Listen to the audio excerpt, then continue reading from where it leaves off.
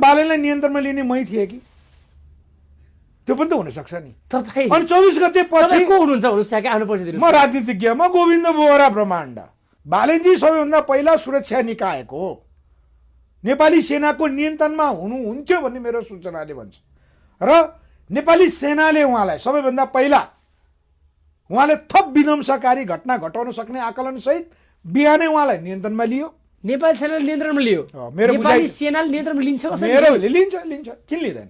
JNG भाइ बहिनीलाई एउटा सपोर्टिभ एउटा स्ट्याटस लेखेको भरमा कसरी मेयरलाई स्वतन्त्र मेयरलाई चाहिँ सेनाले नियन्त्रणमा लिन्छ? कस्तो हावाले कुरा गरिदिनुहोस् तपाईँ। कस्तो हावा गरे? यो तथ्याङ्क खोज्नुहोस् तपाईँको काम। यो मेरो जानकारीको कुरा हो। तपाईँको अन्तर्हृदय र मनले जे भन्छ मनमनै सोचेको कुरा भनिदिने हो। के छ त्यो बालनलाई नियन्त्रणमा लिने मै थिए कि त्यो पनि त हुनसक्छ नि। तपाईँ अनि 24 गते पछि को हुनुहुन्छ भन्नुहोस् ठ्याक्कै आफ्नो परिचय दिनुहोस्। म राजनीतिज्ञ, म गोविन्द बोहरा ब्रह्माण्ड।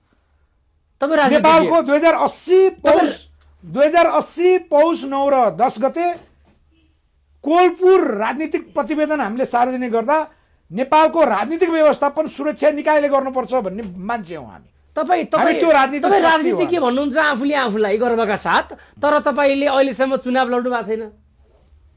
चुनाव त अनि हामीले पार्टी दर्तै गर्न पाएको छैनौँ, कसरी लड्ने? चुनावमा जानको लागि पार्टी दर्ता गर्नुपर्छ भन्ने कुरा तपाईँलाई थाहा रहन्छ क्या हो? किन माओवादीले 10 वर्ष जनयुद्ध गर्दाखेरि कहाँ चुनाव जितेर चाहिँ संसदमा 83 सिट सहित प्रवेश गरेको थियो त? तपाईँ पनि त्यसै जाने अब? रणनीति अनेक हुनसक्छ, राजनीतिक दलको रणनीति अनेक हुनसक्छ। तपाईँको राजनीतिक दलमा चाहिँ कति मान्छे छन्, कति 100 कतिवटा छन्?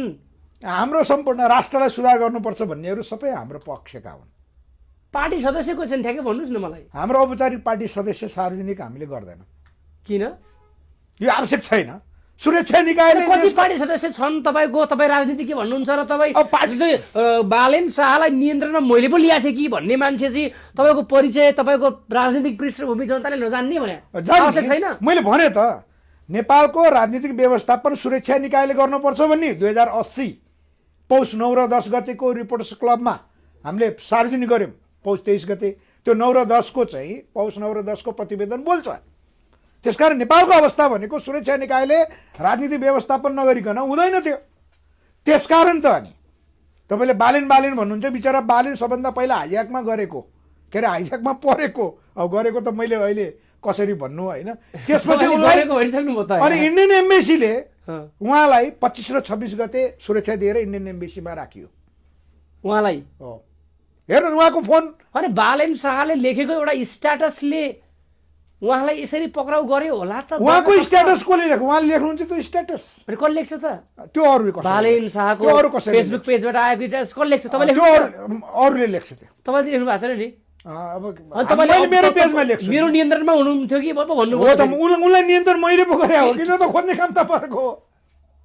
मेरो सूचना मैले भनेको तपाईँहरूलाई बालेन प्रधानमन्त्री बन्ने भन्ने हवा बाहिर नपिटाए हुन्छ। बालेनजीले त्यस्तो गल्ती त्यो बाहिर प्रचार गरेर गल्ती गर्न हुन्न।